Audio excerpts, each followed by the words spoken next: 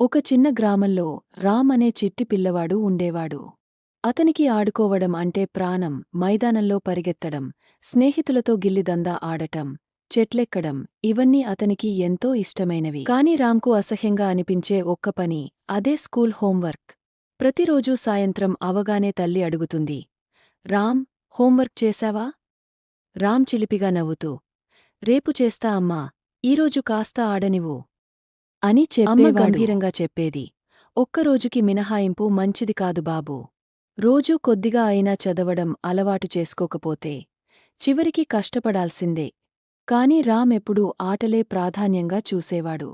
సరే రేపు అని చెప్పుకుంటూ రోజులు గడిపేవాడు. ఒకరోజు స్కూల్లో టీచర్ చెప్పారు, రేపు ప్రతి ఒక్కరూ హోంవర్క్ చూపించాలి. చేయకపోతే పేరెంట్స్కి సమాచారం చెబుతా.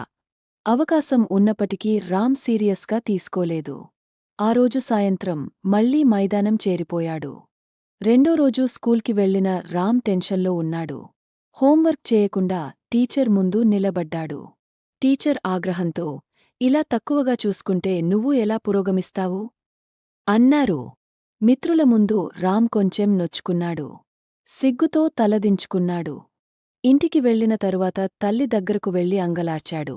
అమ్మా, నన్ను క్షమించు. ఇకనుంచి హోంవర్క్ వదలకుండా చేస్తాను. ఆ రోజునుంచే రామ్రోజు